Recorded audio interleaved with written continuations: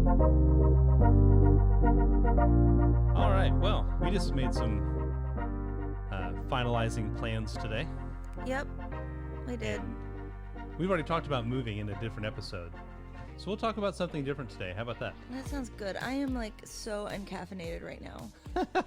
We'll take care of that in a little bit. I'm feeling it. Well, we'll take care of it in a little bit. So, You good? I think so.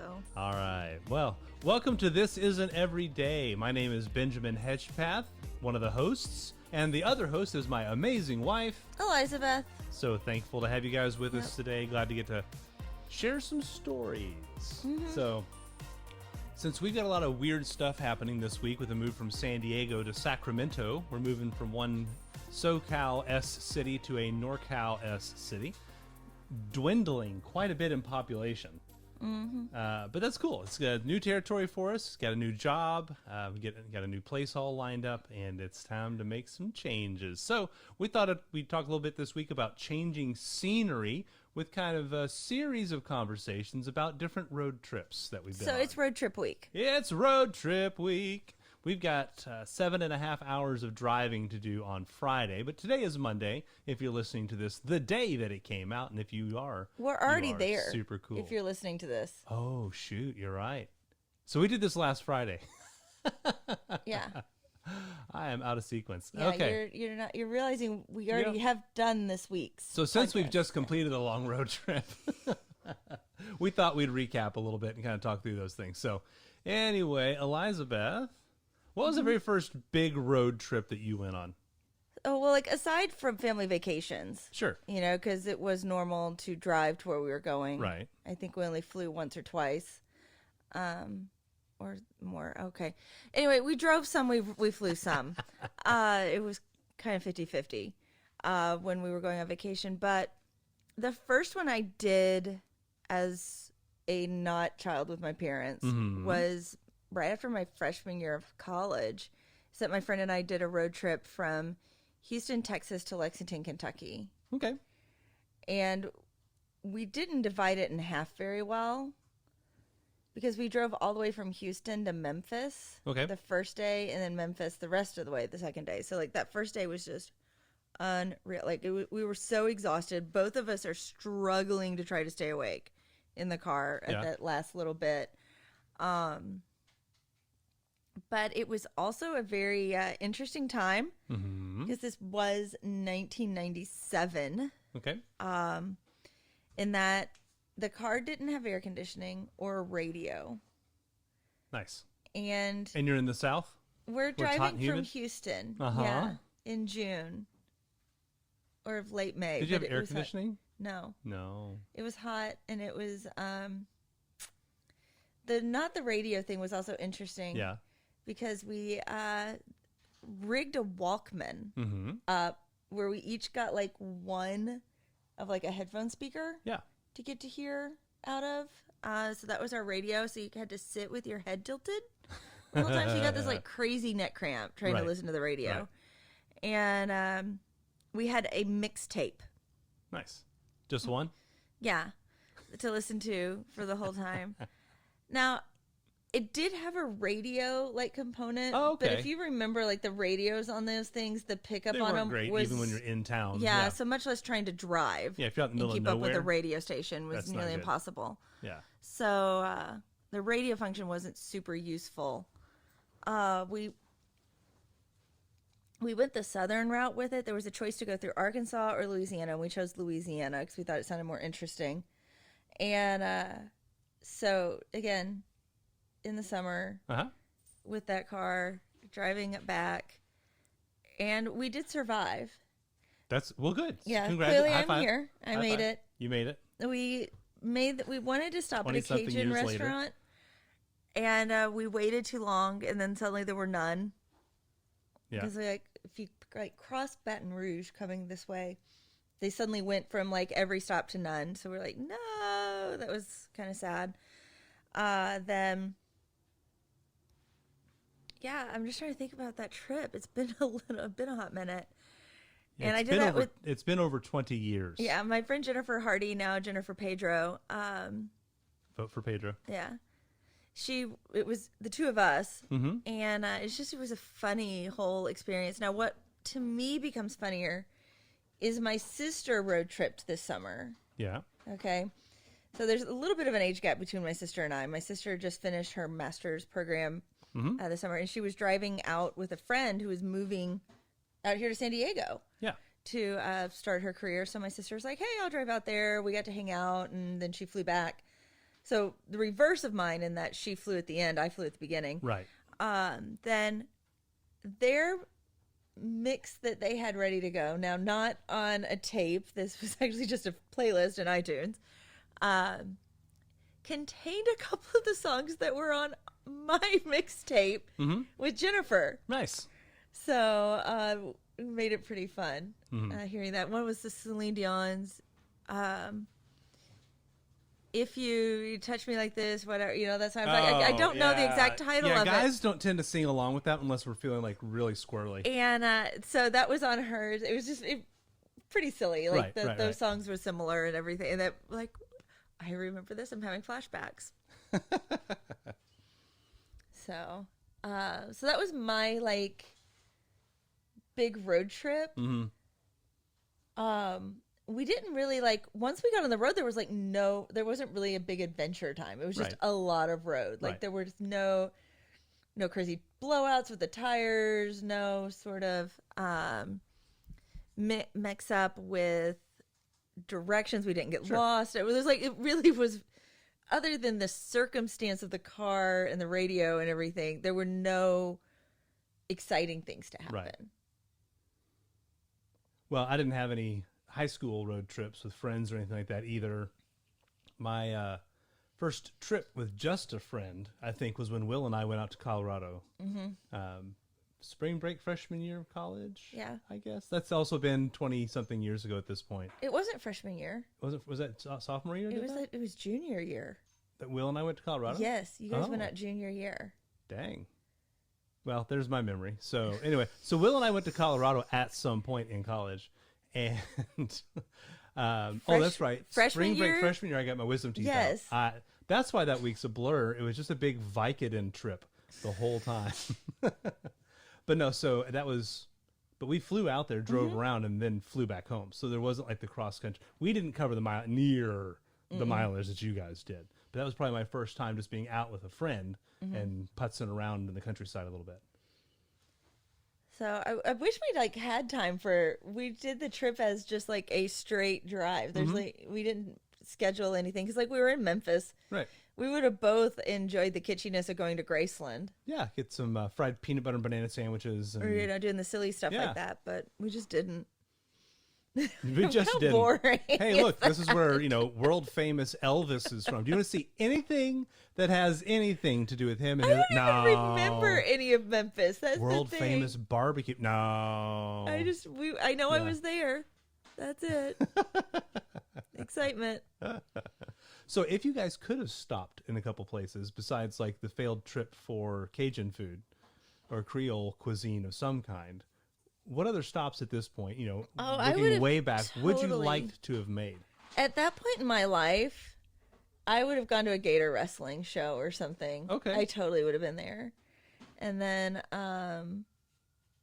doing silly things like that. I probably wouldn't have wrestled the Gator, but I would have watched it. If it was a very small gator. Maybe if like it was a Lottie-sized gator.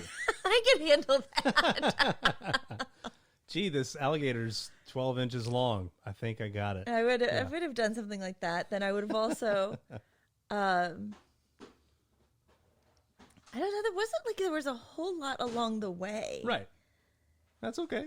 I think we saw Mississippi coming up, but I don't really remember. I don't remember now. I think we saw Mississippi coming up. I think, the way we went through Mississippi then, and it was it just was road, and it was boring interstate. It wasn't having driven through a lot of Mississippi, it is, sorry, Mississippi, stone dead boring. Yeah, like the interstates, they're just straight and they just go. And it's not like there's a whole lot to see or do along the way. If you want to see pine forests for paper mills, oh man, that's your hot spot.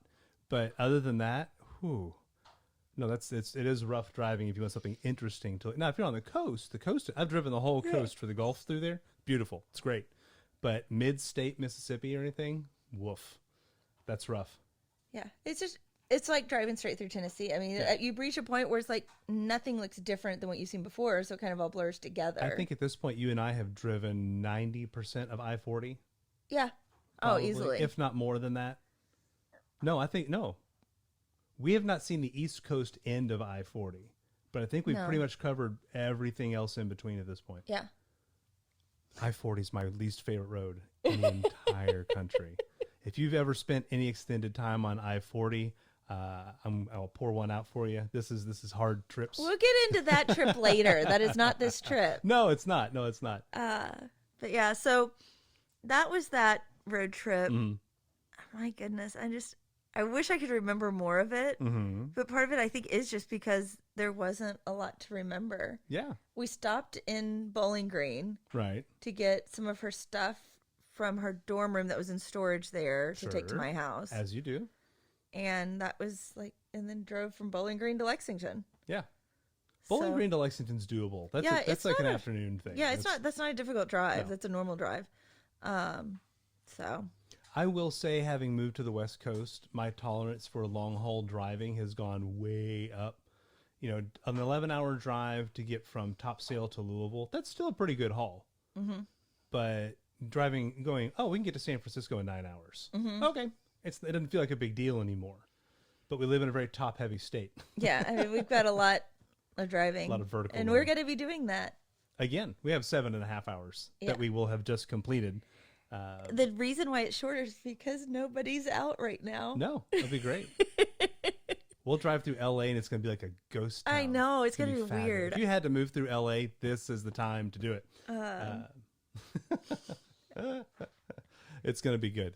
Well, it will have been great.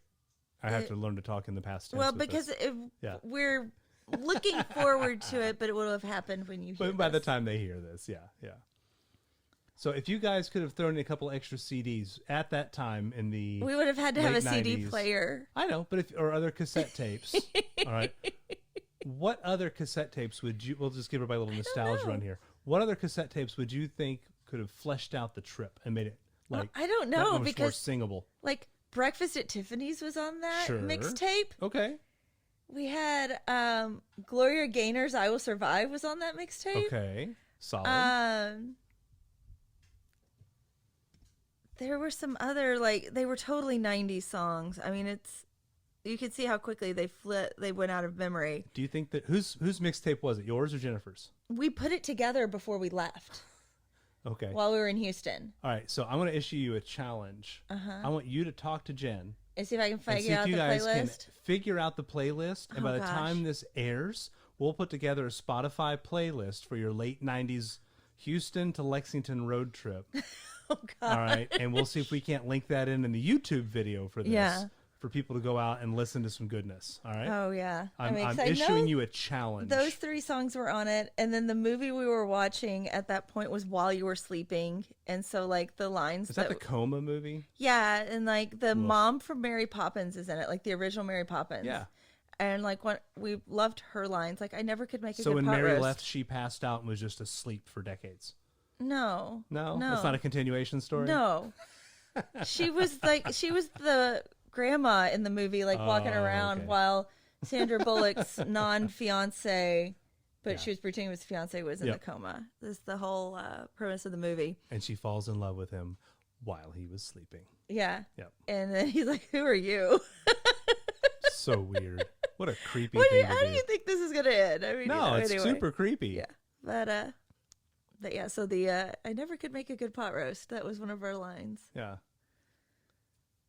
I could never make a good pot roast. I don't think I've watched you make a pot roast, maybe. I don't like pot roast, so that's why I don't make it. And it's bad to have on a road trip. You got a crock pot rolling in the back seat while you're trying to drive. I don't know. There's probably a trucker recipe out there. I have a feeling there's probably some good trucker, because they've got those crock pots that plug into your cigarette lighter.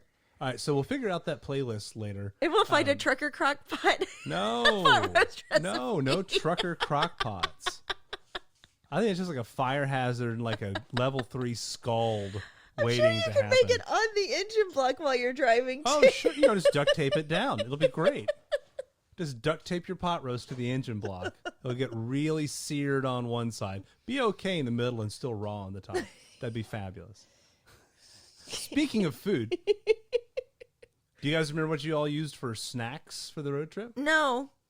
You ate Well, there's nothing. probably Fabulous. a chance we didn't take snacks. We were just planning on stopping when You we are wanted the something. least prepared road trippers that I have ever heard of. Hello, there are like 1,000 places to stop. Like Yeah. if you need a gas station. Look who you're talking to.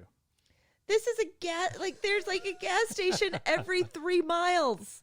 If we needed Cheez-Its, there were going to be Cheez-Its. If we needed a soda, there was going to be soda. There was no need to hoard. Don't you remember who I rolled with through high school and college? Yeah, you should have just made a budget and said, you know what, here's our snack budget.